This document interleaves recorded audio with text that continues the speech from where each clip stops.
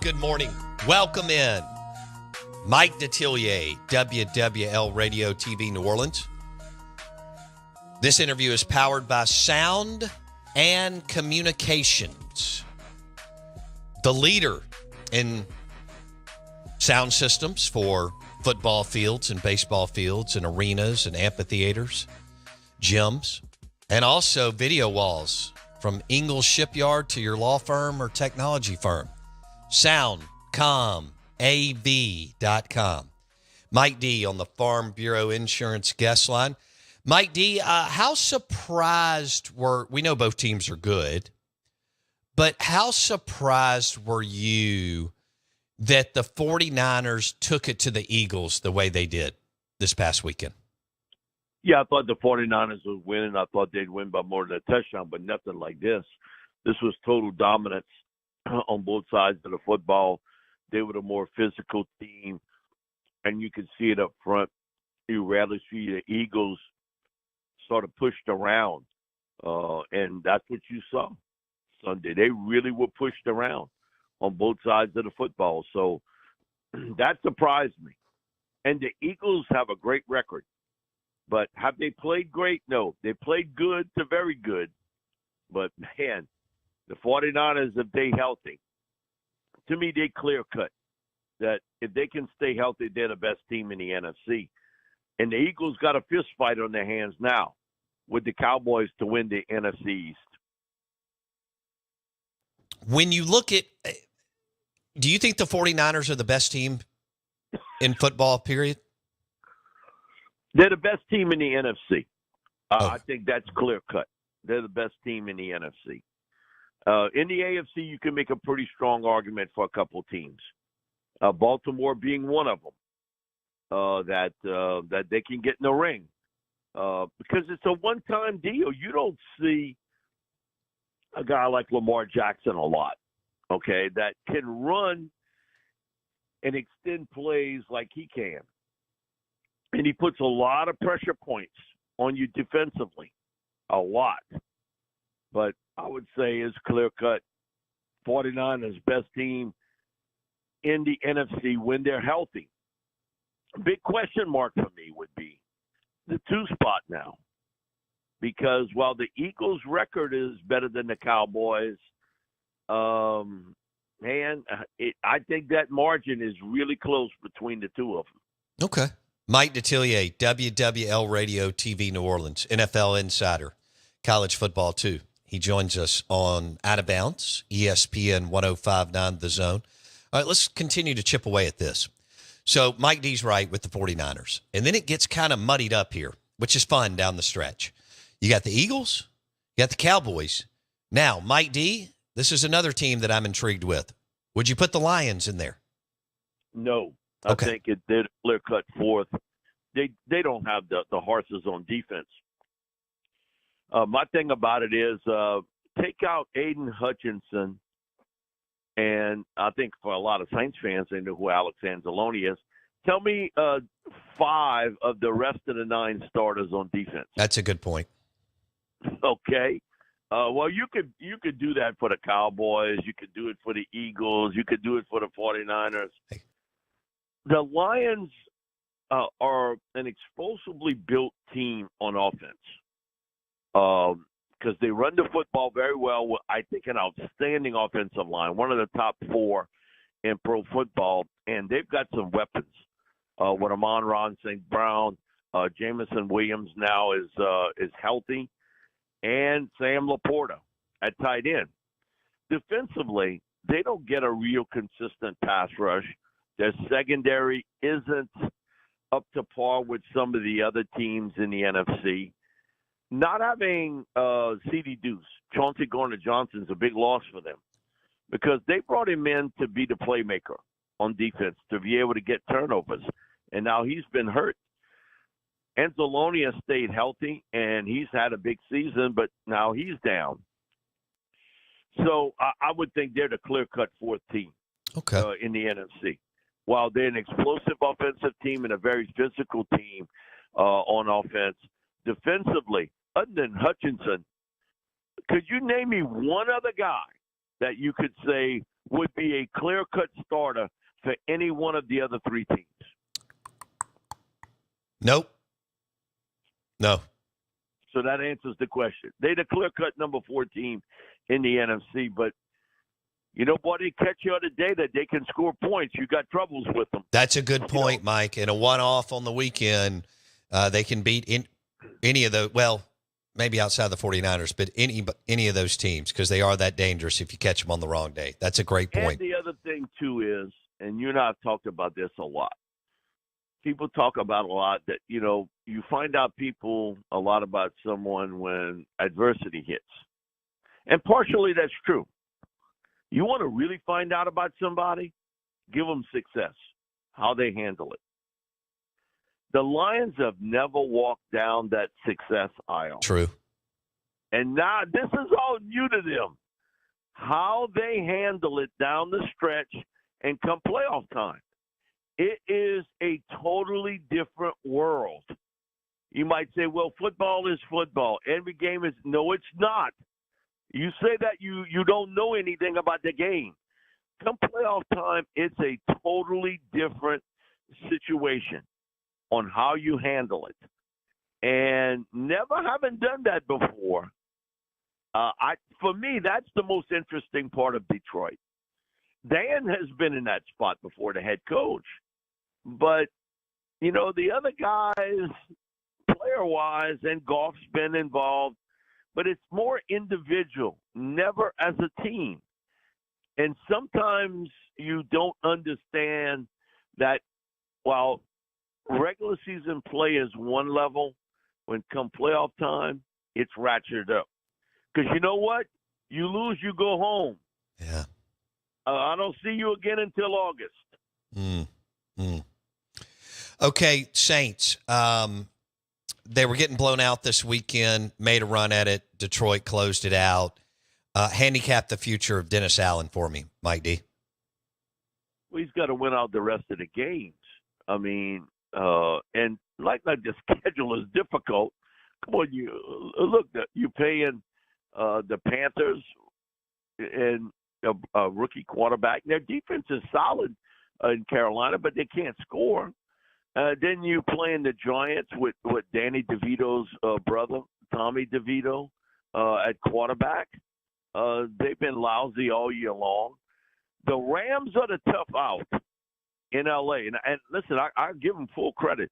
I think this is one of Sean McVay's best coaching jobs. For what he's got on that team and what he's been able to get out of them, now the key there is Matthew Stafford. If he's healthy, then that's a difficult game. And then you close it out against the NFC South teams, Tampa Bay, and then the Falcons. Come on, it's there for the taking. But the season is quickly drawing to an end, Bo. You can't continuously say, well, we close and we almost there. Well, okay, look how deep you are into the season. And this is a veteran football team. It's not a young team anymore. They're one of the oldest teams in pro football. You've got experience here. Just they have not been able to get it done. And if it's not, if this team doesn't make the playoffs with this type schedule, then major changes have to be made on this team. And the Saints can put all the spin they want on it. Okay, that's their job. Okay? Then it's always said, we try to keep everything positive from within the organization. That's great for them. But from the outside, you can see what's happening here. You fix one thing and something else breaks. It was red zone efficiency for weeks. They fixed that part, but your defense is getting gashed. Okay? That's Dennis Allen's wheelhouse, defense. And you can't spot a team 21 points, not a team like Detroit, and expect you're going to come back and win. That's really difficult in this league. So, man, it's there for them. The schedule is you will never in your lifetime have an easier schedule, and the way it's set up quarterback-wise that you got to play against. But you got to win those games. You can't just talk about it. If not, then you got to make major changes on this team. Well, I think that's happening. And, boy, they got to be frustrated as much success as they've had with, like you said, the schedule that they drew and the quarterbacks that they will have faced or lack thereof throughout the season. I think you used the right term, total frustration. And you hear it in the voices of the players and the coaches that the frustration is that, they have enough talent to win, but something is amiss here. Something is wrong here. That there's a disconnect, that they have not been able to piece this together in the easiest schedule I've ever seen in the history of the Saints. All right, we mentioned the 49ers and the Eagles and the Cowboys and the Lions. Is there any other team you're keeping an eye on that, like, hey, this team can make a run in the next 4 weeks and mess with somebody as a wild card at home, disrupt someone? Greenberg. Okay. And the reasoning why is they have 8 former first-round picks on defense. You got some talent accumulated there. Now, again, the problem is the inconsistency you see on offense. Jordan Love, when he's good, he looks pretty good. But then there's other times you shake your head about, and wow, what is he doing throwing the ball? They got a group of really talented young receivers. And 2 tight ends they picked that also have some talent. And they run the football with some efficiency. All plays into that they've got enough talent to make this interesting down the stretch, the Packers. They really do. Because definitely they have accumulated a wide variety of talent on defense. 8 former first-round picks on defense, that's you've stacked. Now, I questioned early on about Berry as the defensive coordinator. I thought he didn't quite use his talent maybe the way he should have, but I think as the seasons went along, they have had their moments where they've really played well. It's been the question mark at quarterback with Jordan and how well he'll handle that down the stretch. But we saw Sunday night against a really good Kansas City defense. I'll say this, their offense isn't nearly as good as we've seen in years past with the Chiefs because of the wide receiver position. But defensively, they were playing really good football. And I thought the Packers, man, they moved that football up and down the field against them. Really did a great job. So I think Green Bay would be the team to watch. Really do. I think that's a spot. And in the NFC South, watch the Tampa Bay Bucks. They are also another team that's got 8 either former first or second round picks on defense. Now, how far can Baker Mayfield and that offense go? Because they don't run the ball extremely well. But you got Chris Godwin and Mike Evans at wideout. You're going to stretch some teams vertically. Can they run the football?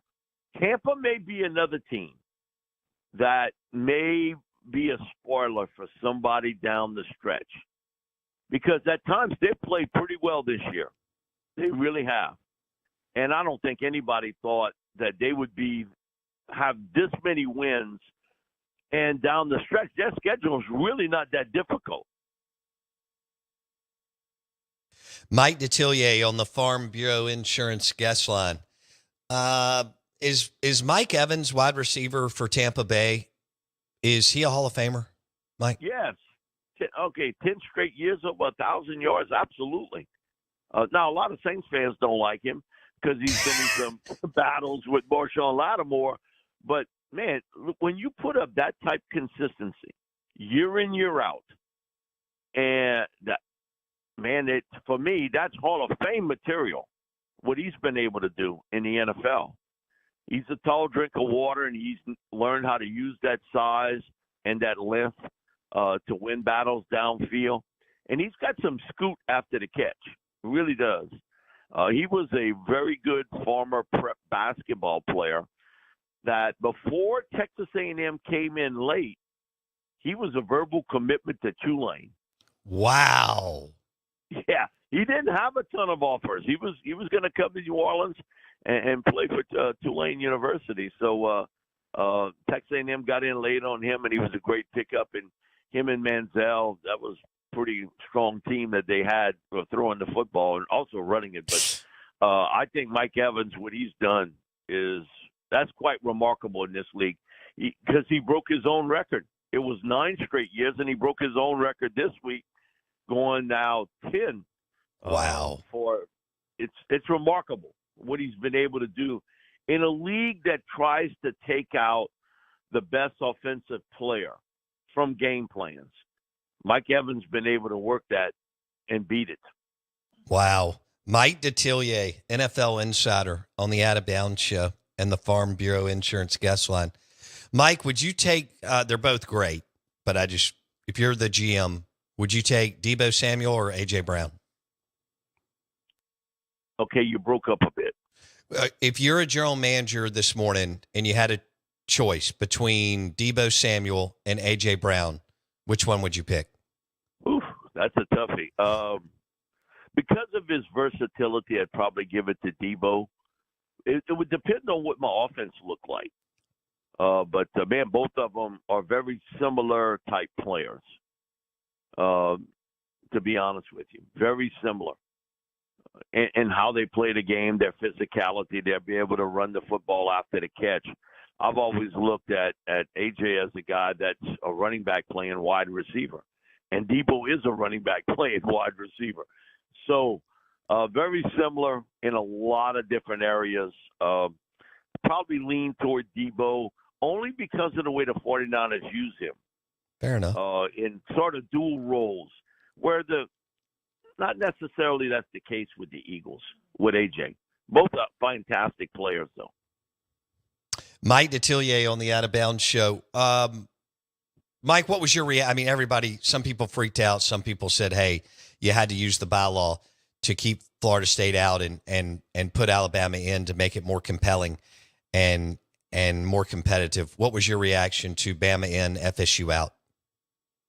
Saturday night when I watched Florida State, the aesthetics of the visual made me believe Alabama was getting in. Jordan Travis, a healthy one, then Florida State's in. But that's not what you saw. And that's not what you would see in the Final Four. So you look at Alabama, they beat a team that's won 29 straight games, back-to-back national championships. If you watch that game, who looked to be like a notch above? And it was a close game, but didn't Alabama look like the better team? Oh, yeah. Yes. And so, and two, you got to consider the fact, okay, nothing's fair in life. Okay, nothing's fair. That keeping the SEC out of it. And the greatest head coach ever in college football in Nick Saban. And look what they had just accomplished. They had beat Georgia, and with the string that they had pieced together, back-to-back national championship teams, it would have been really difficult to do it. But the aesthetics of watching Florida State offensively, I think for a lot of those committee members, I agree. This isn't good. You know what was the greatest example if they made the right choice? The visual of watching when they announced it and the Michigan players and coaches sitting there. We talked about that. Yeah. It was like, what? We got to play them? Reality check came in real fast. Because I've said all year long, I thought Michigan looked like the best team in college football.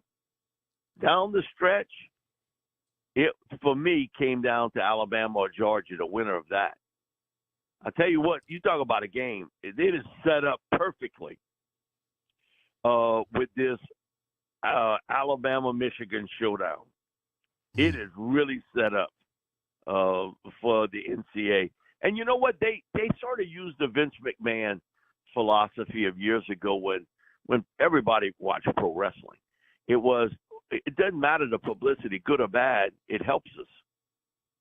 For college football now, in a world where gambling plays a big part in it, and a lot of people don't like to hear it, but, Bo, you know it's true. Absolutely. It has lifted up every pro sport because people they want to put coin on it. That matchup, man, is going to be huge to watch and huge to gamble on. We'll leave it there. Listen, that's nothing against Texas, Washington. Alabama, Michigan, there's a lot there to watch. And the side stories of that, with Harbaugh being suspended for a big portion of the season. This may go down as one of the greatest coaching jobs Nick Saban's ever done. It's not like what we've seen from Alabama teams in the past. There's been a lot of hiccups along the way, but he's been able to figure it out exactly how to get them to this point, okay? And you can mess up sometimes, but it is all about the end result. Didn't Alabama's feeling is we just got to get into the Final Four and we'll figure it out from there. Mm-hmm.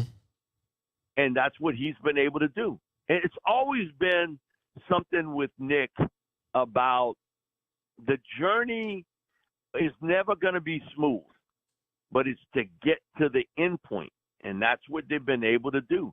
And I think one of the greatest coaching jobs Nick Saban has ever done as a head coach at Michigan State, at LSU, at Alabama. This has to go down as one of the top 2 or 3, if not maybe one, for what he had to replace at a critical position at quarterback, unsure of what Milroe was going to bring to the table because he sat him earlier in the year, and to see his growth as a player. In a lot of ways, Milroe reminds me of what I saw from Jayden Daniels a year ago. Okay. All right. I like that. Okay. We're going to leave it there. Mike Detillier, WWL Radio TV New Orleans on the Farm Bureau Insurance guest line. Mike D, keep Bobby Hebert straight and have a good week. Well, I appreciate the good week. I don't know about the other part. See you, Mike D. All right. At Mike Detillier on Twitter. That was great. So his Fab Five real quick. In the NFC, Mike D's is 49ers, Eagles, Cowboys, Lions. Watch out for the Packers. Watch out for the Packers. Who saw that coming? At their defense, and he was right. What did I say to you right before he said it? Their defense. You said no one's talking about the defense. Right, Mike because D, we love it. You and I both, everybody else, we love offense. Of course. That's what gets the beers flowing. Quarterbacks and wide receivers and tight ends and red zone and all that. Yeah. Green Bay, and again, well run. They're not flashy, but here they are again. Right general manager, right personnel guys, know who they are, and they got a pretty nice roster. Yeah. And their young dudes coming around. They could be dangerous, no doubt about it. We are the Out of Bounds Show, brought to you by Dr. Kirk Jeffries, eye care professionals for cataract surgery.